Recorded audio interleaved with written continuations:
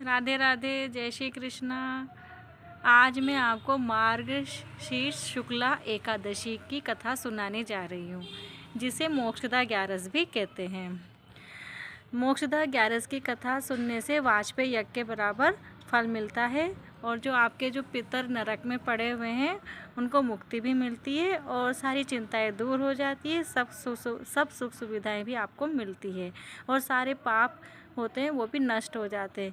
तो इस व्रत को सबको करना चाहिए। तो आगे मैं बताती हूँ इसकी क्या कथा है कि एक बार युधिष्ठिर ने श्री कृष्ण भगवान से पूछा कि हे भगवान, ऐसा कौन सा व्रत है जिसके करने से व्यक्ति नरकों से पार हो जाता है, कृपा करके वो व्रत बताइए। तो श्री कृष्ण भगवान ने कहा कि हे धर्मराज, क्योंकि युधिष्ठिर धर्मराज का ही स्वरूप थे, तो उनसे धर्मराज ही बोला उन्होंने कि हे धर्मराज, तुमने ये सबके कल्याण के लिए बड़ी ही उत्तम बात पूछी है, तो इस कथा के सुनने से तुम्हारा भी यश बढ़ेगा। तो इसकी कथा इस प्रकार है कि गोकुल नगर में एक वेखानस नाम का राजा रहता था। किस नाम का? वेखानस नाम का। और वो राजा परम प्रतापी था और वह उसके जो राज्य में जो प्रजा थी उसको वो पुत्रवत प्रेम करता था।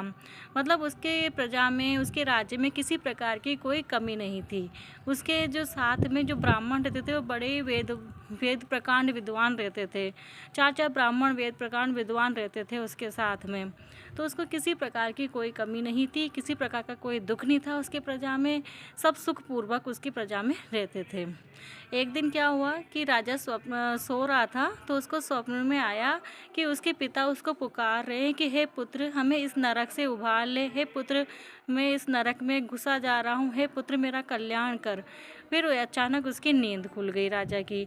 फिर वो बहुत बेचैन हो गया। उसके पास इतने हाथी घोड़े, इतनी पत्नियाँ वतनियाँ जो भी थी, इन सब का किसी का भी उसे सुख प्राप्त नहीं हो रहा था। उसका शरीर अंदर से जला जा रहा था कि ऐसा क्या है कि मैं ऐसे पुत्र से क्या लाभ जो अपने पिता का ही उद्धार नहीं कर सका। तो उसने अपने ब्राह्मणों को बुलाया और ब्राह्मणों को बताया कि मुझे इस प्रकार का स्वप्न आया है, तो इसका क्या कारण है कि भाई अब मैं कैसे मुक्ति पाऊँ। तो ब्राह्मणों ने कहा कि आप आगे चलो, वहाँ पर आगे चलकर एक पर्वत ऋषि का आश्रम है, वो भूत भविष्य वर्तमान सब जानते हैं, तो आपकी समस्या का समाधान वो ही करेंगे।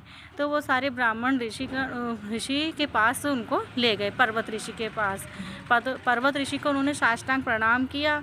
तो पर्वत ऋषि ने उनसे कुशल क्षेम पूछी। तो राजा ने कहा कि मैं बहुत व्याकुल हो रहा हूँ।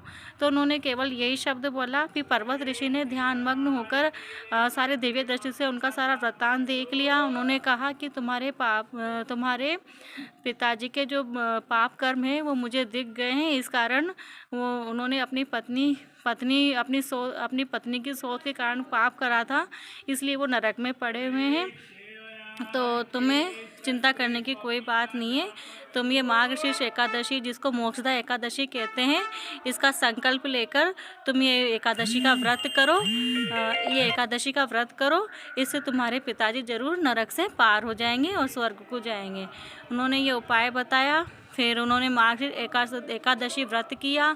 इसके व्रत के प्रभाव से उनके पिताजी साक्षात उनको दर्शन देने आए, वहाँ पर प्रकट हो गए। उन्होंने कहा कि हे पुत्र, तुम्हारा कल्याण हो, तुमने मुझे इस नरक से निकाल लिया है, तुम्हारा कल्याण हो, ऐसा पुत्र भगवान सभी को दे। ऐसा कहते हुए, इतना आशीर्वाद देते हुए वो चले गए। तो ये है मोक्षदा एकादशी कथा। आप सबको ये व्रत करना चाहिए। इस एकादशी से पितरों को भी तृप्ति होती है और सारे पाप नष्ट होते हैं और सब तरह के सुख प्राप्त होते हैं और सारे दुख नष्ट हो जाते हैं। राधे राधे, जय श्री कृष्ण।